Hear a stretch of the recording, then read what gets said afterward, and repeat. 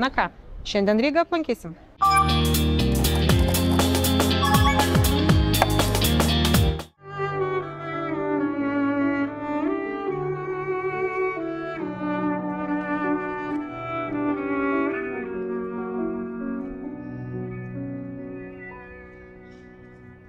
Pasak legendos, Rygą įkūrė vyskupas Albertas ir jo garbei yra pavadinta viena iš gražiausių Rygos gatvių, kurioje yra gražūs pastatai, kurie pastatyti nuo 1901 metų iki 1908 metų ir kaip matote, jie visi skiriasi kažkuo, yra savotiškai gražus.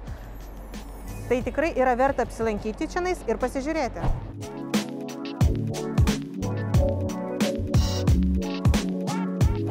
Alberto gatvėje yra Jugendstilio muziejus. Vien dėl šitų laiptų tikrai verta čia užeiti.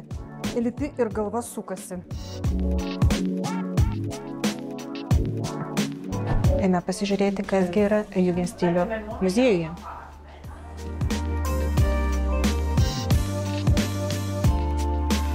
Vau, iškart jaučiasi prabanga tuo metu buvusi. Koks telefonas.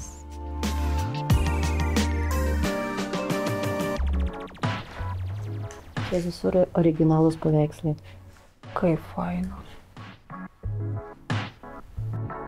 Iškyla klausimas, ar dabar dauguma taip pietauja, taip pietų stalas atrodo. Manau, kad ne.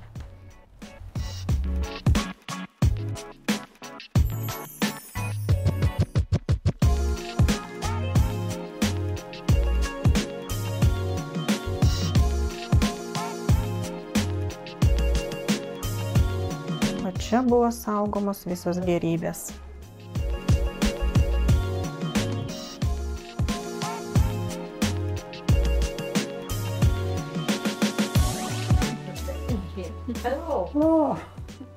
Anksčiaugi, kaip klausydavo muziką, patefono pagalba. Žiūrėkite, koks buvo tas, pasakyčiau, gal ragas, iš kurios sklydavo garsas. Einame į kitą patalpą, kuri yra žemiau. Здесь направо дигитальная выставка про архитектуру модерн Риги. Там есть шляпный салон, вы можете шляпки примерить, фотографироваться. И 10-минутный фильм про архитектуру модерн Риги. Вот. И еще начало выставки фарфора с ландышами. У нас каждый год проходит выставка, посвященная какому-нибудь цветку, потому что природа – это был источник вдохновения для художников, ремесленников в период модерна.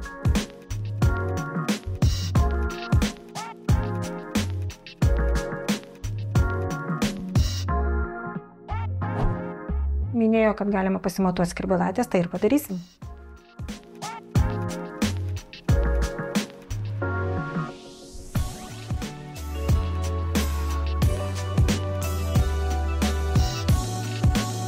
Manau, kad tinka.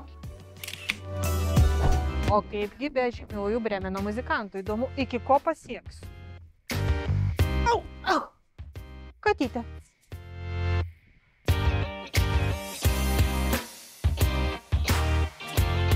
Rygoje viena iš tokių įdomybių yra baras ant ratų.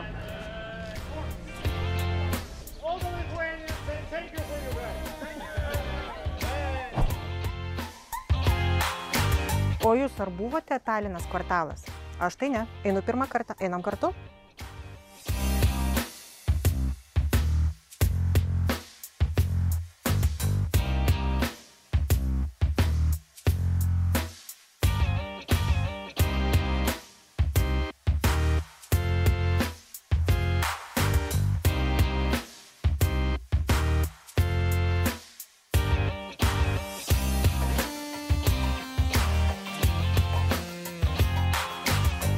Pasižiūrėjome, kuogi galima paversti buvusią pramoninę zoną, ogi hipsterių susirinkimo zoną, kur menininkai gali išreikšti save, ypač tie, kurie mėgsta grafičius piešti, tai tikrai galite čia atvažiuoti.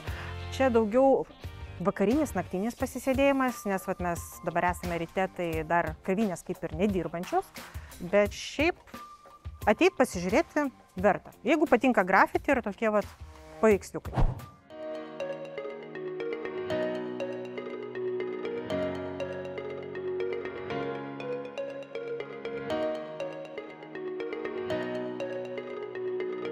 Kiek kartų buvau Rygoje ir pro šalį važiuodama pastebėdavau visada šį pastatą. Ir buvo įdomu, kasgi čia yra. O pasirodo, tai yra Latvijos nacionalinė biblioteka. Tad kviečiu kartu su manimi praeiti ir pasižiūrėti, kas ten yra gero. Eime?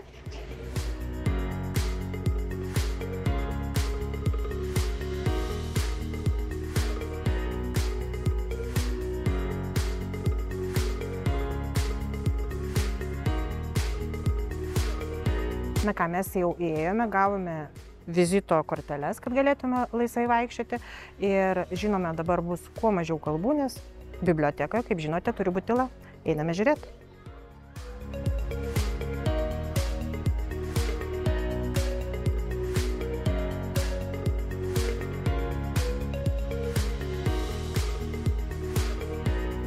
Šioje bibliotekoje yra virš 4 milijonų rankraščių, knygų, leidinių, kurie tikrai padeda ir mokytis, ir saviugdą užsiimti, ir labai čionais yra, kas yra gerbiama ir stimuliuojama vaikus nuo pat mažens skaityti ir taip augti. Taip pat moksliniai darbai yra, rašto darbai, studentai čia labai mėgsta sėdėti ir čia yra tikrai ras kiekvienas savo erdvę tinkamą, kur gali atsisėsti, pasėdėti, paskaityti ir pasigrožėti ramiai ir tyliai.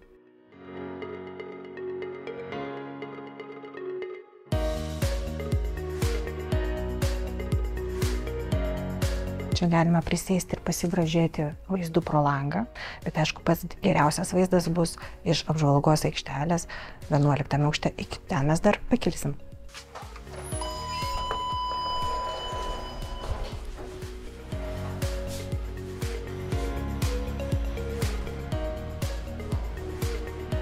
Pakilome į 11 aukštą, o čianais pasirodo lietus lyja, nors kai buvom žemiau, dar jo ir nebuvo. Bet čianais geresnis vaizdas matosi, lietus nepakliūna. Ir pakilsim dar aukščiau. Norintiems dar į aukštį pakilti. Laiptukai einam. Ir čia galime pasigrožėti vaizdu į senamiestį.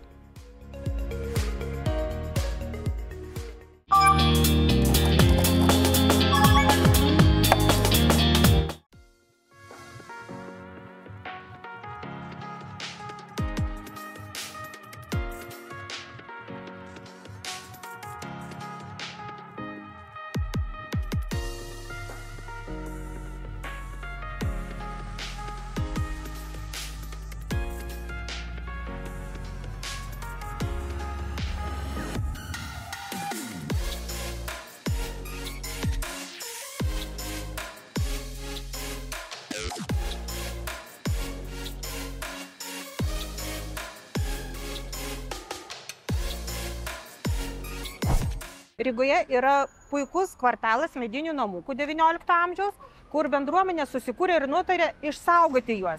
Čianais įsipina ir 21 amžius, bet kas yra faina, kad kiekvienukose galima paragauti autentiškų patiekalų iš tų laikų. Ir šeštadieniais vyksta čianais mūgės, koncertai ir mūgės metu galima tikrai įsigyti to, ko širdis geidžia. Mes taip ir padarėme, įsigijom nacionalinius latviškus patiekalus, kurie tikrai be galo skanus, rekomenduoju ir atvykite čianais. Radome tokią vietą, kur gaminamas pagrindinis, kaip ir iš Rygos gėrimų, yra Rygos balzamas. Eisim degustuoti, o dabar eisime ieškoti paslaptingo įėjimo.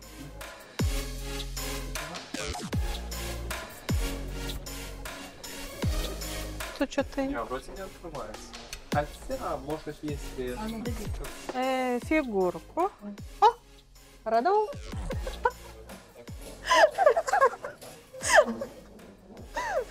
Мои дорогие гости. Labai tamsu ir baisu. Ohoho.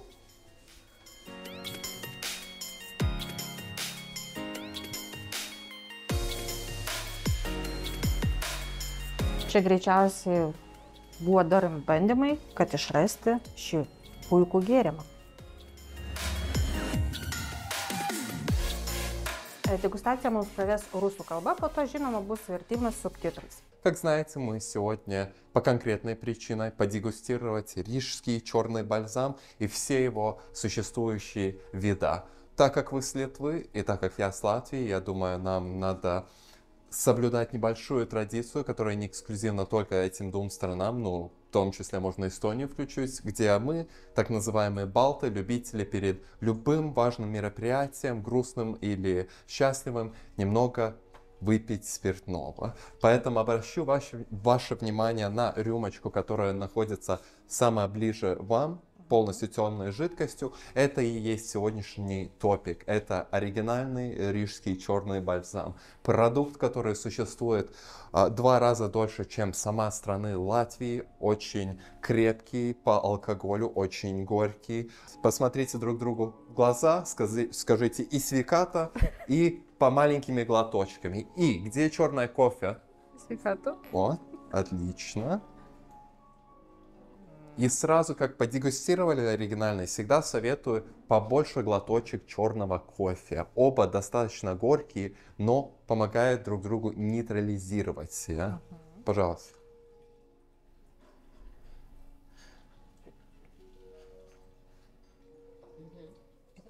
И тогда кофе не такое горькое, кажется. Да. Мы знаем, что он называется бальзам, мы знаем, что он в Латвии, ну, в территории Латвии очень долго существует. Но в фундаменте что это такое? Это в те времена назывался медицинским эликсиром для пищеварения. В этом случае и в случае 18 века это был бы сушеный имбирь. Очень хороший используется в кулинарии, особенно когда сталкиваетесь с острой едой. Очень помогает как бы нейтрализировать все в животе. Самый ненужный ингредиент во всем бальзаме. Почему? Это, если, может, видите, мускат-орех. Ну вот, что мускат-орех дает бальзаму? Какую-то текстуру особенную, вкус интересный.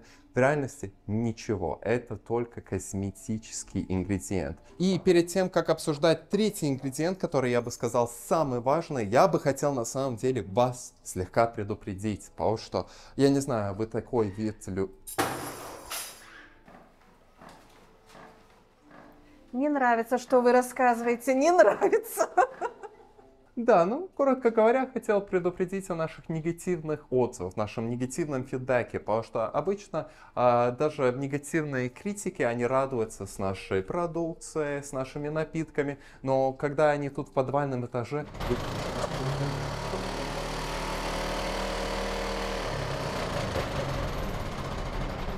Их вечно кто-то пугает почему-таки. Ну, дорогие гости, я думаю, все согласны перед тем, как приступать к третьему ингредиенту, которого я назвал самым важным в всем сделании процесса бальзама. Я думаю, вы бы согласились, что надо чутка что-то взять, чтобы успокоить нервы, как называется, после такого призрака, привидения. Ну вот, и поэтому я бы обратил ваше внимание на рюмочку номер 2 в всем ряду. Это очень хороший продукт, тоже бальзам, вышел в 2007 году. Черно-смородиновый бальзам. Любимый спиртной напиток всех латышей. Вы реально можете статистику небольшую сделать и поспросить у любого местного, какой ваш любимый бальзам. Большинство ответов черная смородина. Самый важный ингредиент в всем процессе бальзама — это сушеная кора дубового дерева. Это и есть первая нота, которую вы чувствуете, когда пробуете оригинальный бальзам. У нас еще 3 напиточка. Поэтому я вас бы пригласил обратить внимание на третью рюмочку. Тоже очень особенный продукт. Местные его называют фаворитом леди. Это вишневый бальзам. Этот бальзам полностью сладкий. Оригиналес ir originālas, bet mēs linkę prie kiršu balzāmu. Šokoladas, ne tam? Вот трюфелю спальник. Ушкасти. Это не по сценарию немного. Ir tai būna. Так как вы настолько, вижу, в таком энтузиазме и так далее, я вам раскрою небольшой секрет. Есть 5-й вид бальзама. О, Да. И так как он настолько, ну, месяц назад вышел, у нас еще не было времени, чтобы обновить наши там информацию на дегустации и все это, мы еще не добавили. Но так как мои дорогие гости тут и в большом энтузиазме, я вам достану. Это называется тропический бальзам. Riga Black Balsam Tropical. Тоже 30 по оборотам. Комбинирует ноты апельсина и ананаса. Действительно очень тропический вкус. Я спала. мгм.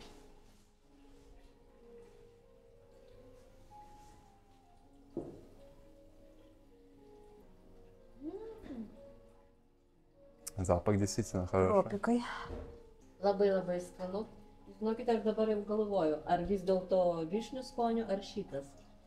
Jaučiu, kad kai atsiras, tai bus mano favorite turbūt šitas tropiko. Nu, tu turi. Vyšnia yra saldi, o šita turi tokio kartumo šiek tiek. Yra tikrai, bent jau man, yra priimtinesnė. Verta dėmesio. Verta tikrai dėmesio.